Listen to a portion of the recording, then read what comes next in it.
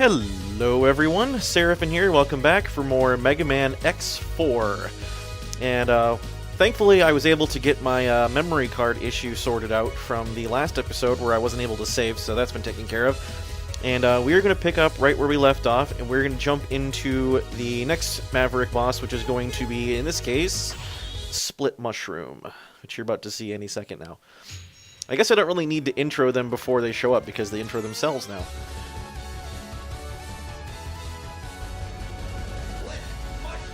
And there's even a voiceover. Split Mushroom. I actually like the guy who does the voiceovers in this.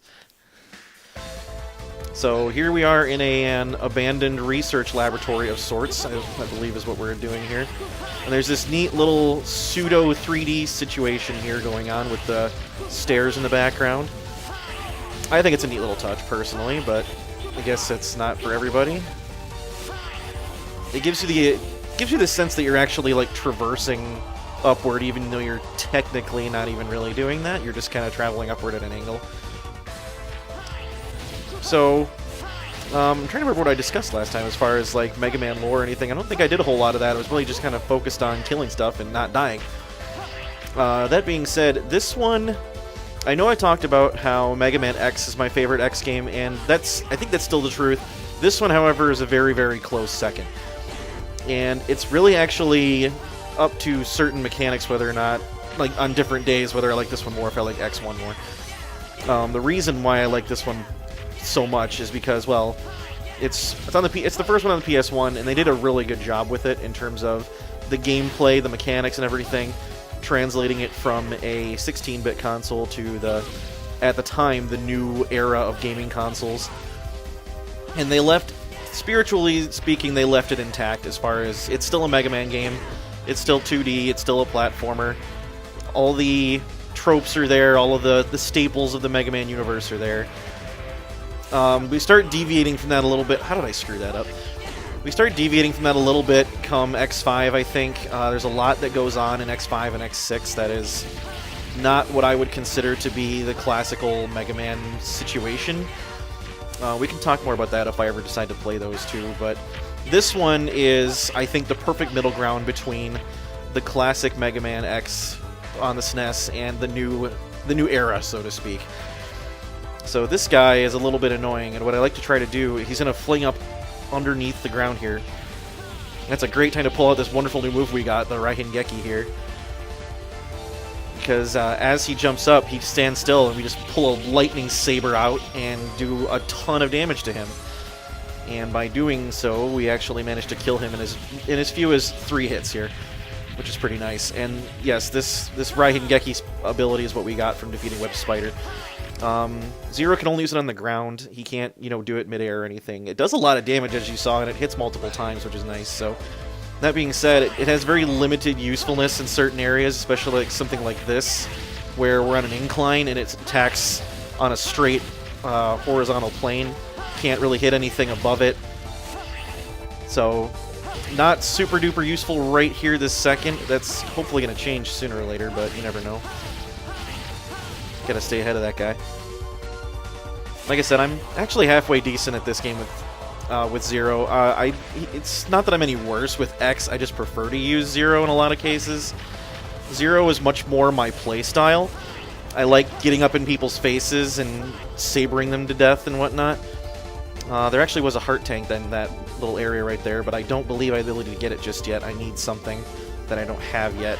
That will change soon, but not quite yet. So, as you notice, we've not picked up anything in the way of enhancements, permanent enhancements for Zero. That being said, there are no like armor upgrades for him. As I said, like with X, Zero doesn't get armor upgrades. There's no Dr. Light capsules because, well, Dr. Light didn't build him any. Because why would he have? Gotta be careful here, because if you stand underneath that platform, it will crush you to death. You have to dash over here really quick. The little spiky plant thing will not crush you, it'll just hurt you, but the blue platforms actually will kill you, so you gotta be careful. Don't stand under that. And I keep getting hit by the spiky plant thingies. I don't mean to. That being said, we're already up here. This is just about to Split Mushrooms area. This is the first example, I think, of a Maverick that's not, technically speaking, an animal. I don't know why they decided to go with a mushroom. I guess Wire Sponge was the first one, really. Although it could be argued that a sponge is still a living sea creature. And here we are, Split Mushroom himself, and he has a really weird voice, and I'm not sure how I feel about it, but... Are you interested in a challenge? Who's your commanding officer? Isn't that Repliforce? We already knew that. Like, all these guys we're fighting technically are part of Repliforce. So, Split Mushroom's thing is... He summons these fake copies of himself. You see these glittery ones. And then he will divide himself in two right here. And if you look closely, you can see which one is the real one before he does that. And if you attack the copy, nothing happens. You gotta hit the real one to do any damage to him.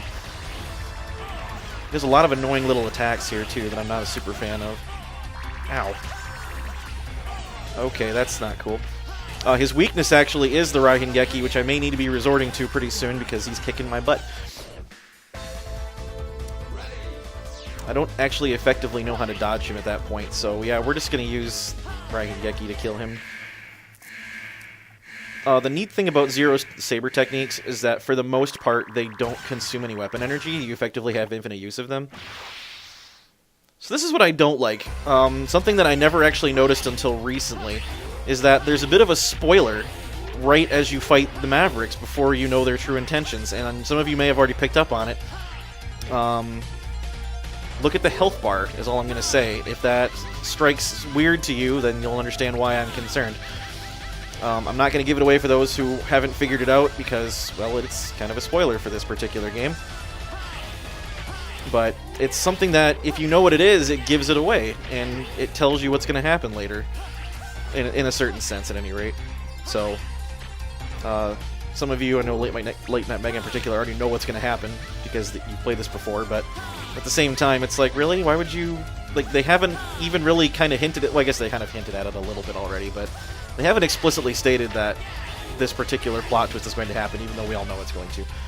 So anyway, that's Split Mushroom done. You see, even with his weakness, all it does is interfere with his pattern. It does damage to him, obviously, but it makes him a little more manageable. Just him jumping around and spinning and twirling and has this clone that doesn't take damage. It's just really annoying, and I'd rather not deal with it, so...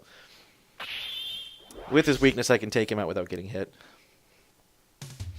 And as a result of defeating Split Mushroom, we get perhaps the most useful technique for Zero in this game, I think. Kuenwu. What this allows him to do is effectively jump twice.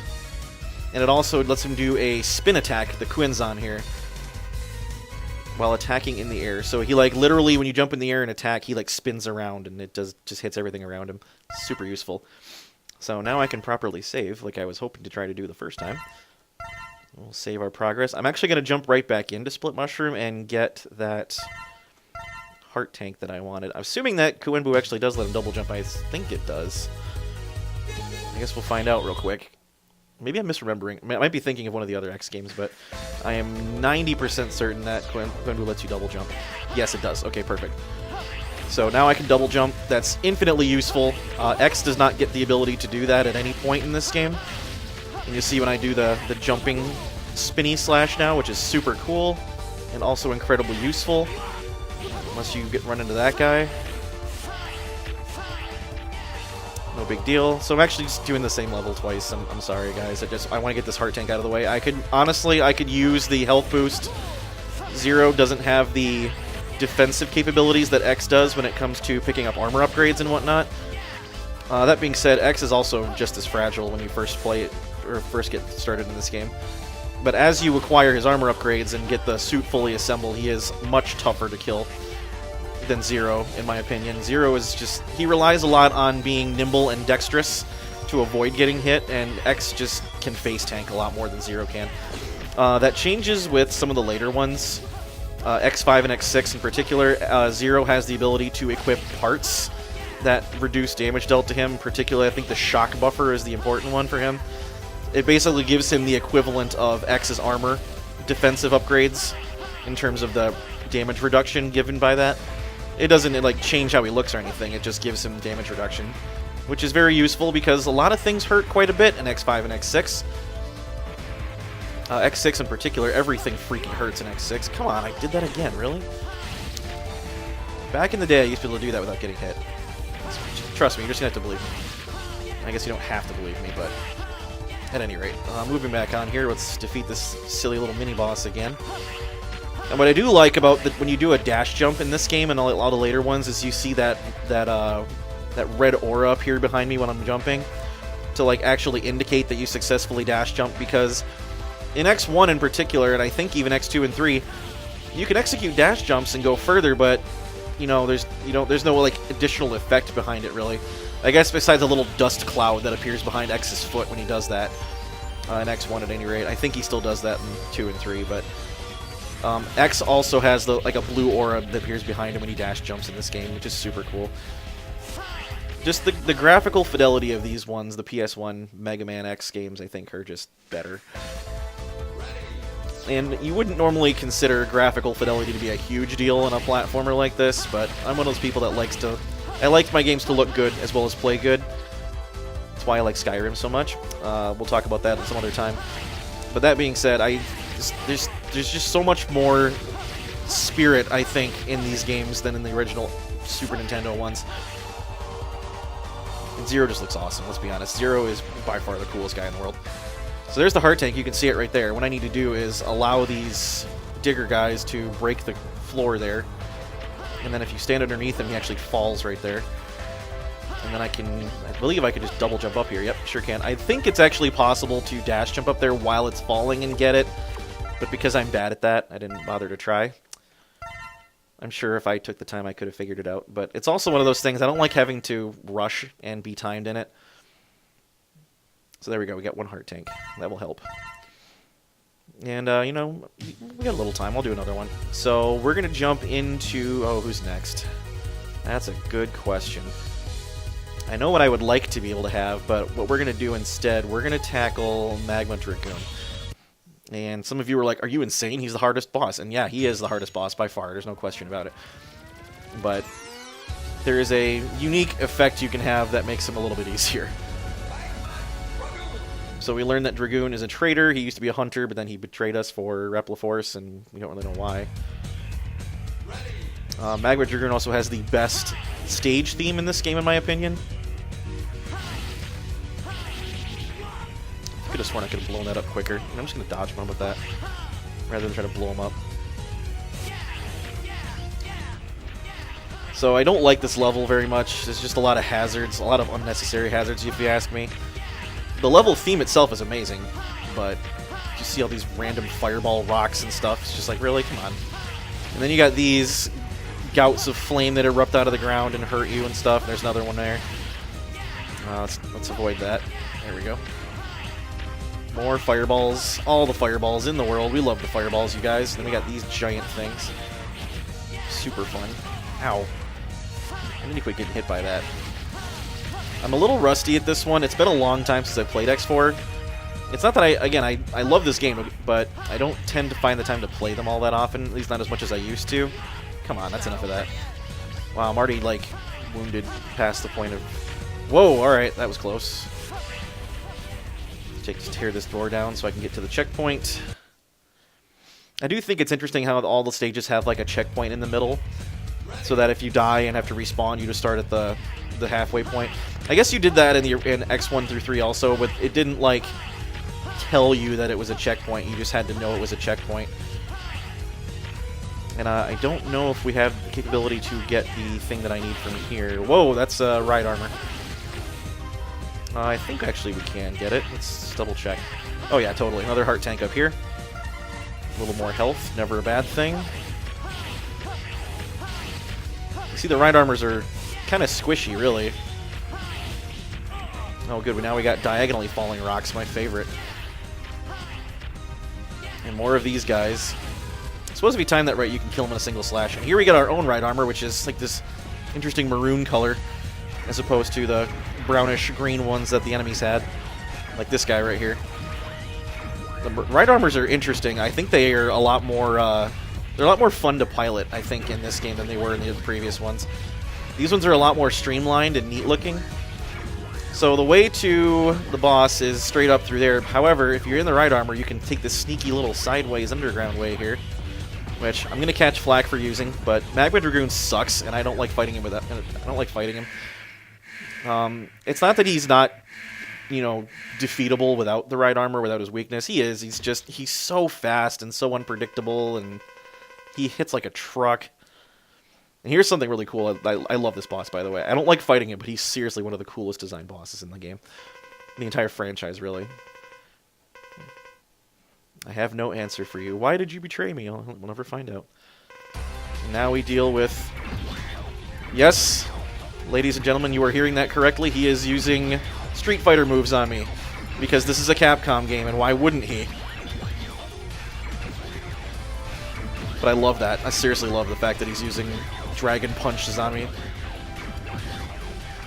And you can see I think this is the only example in the franchise of being able to fight a Maverick boss with the right armor equipped. Because he's obscenely hard without it. Just see how fast he moves around and hits like a truck all the time, and you haven't even seen him do half of his moves yet. That's the funny thing. Alright, that's enough of that. Oh, here it comes. That's a fun move. And then he does this like fire rain nonsense, and it's just, yeah, give me a break. So much damage output. He's certainly doable if I had like a full health bar, for example, instead of this pathetic little half one that I have right now and no damage reduction, but I don't want to deal with it. I'm going to get judged, I know, it's alright. I wanted to defeat you, and then he appeared. Well, who is he? He told me he'd give me power. Huh. I wonder what that even means. I mean, you could have refused it, you just chose not to, really, is what it was. And there goes Dragoon. Bye-bye. He's gone. Oh well, so sad. Dragoon is seriously awesome, though. And here we get probably one of the other most useful techniques for Zero in this game, the Ryuin Gene, which is an upward fire slash with the saber, and that is ridiculously useful. It does a ton of damage, it has a nice, really cool upward jumping technique, it hits a lot of things, it's just so good. Anyway, so that's going to be that for right now. We took care of 2 more Mavericks. Going to go ahead and save real quick. Up to 2 heart tanks out of 8, so that's cool. I don't have any of the sub-tanks or anything yet, that's fine, we'll figure those out. But that being said, we're going to call it here for right now, and we're going to pick up with the remaining 5 Maverick bosses, or at least a couple of them, in the next episode. So until that time, thank you very much for watching. I really do appreciate it. This has been Seraphin. Stay classy, internets.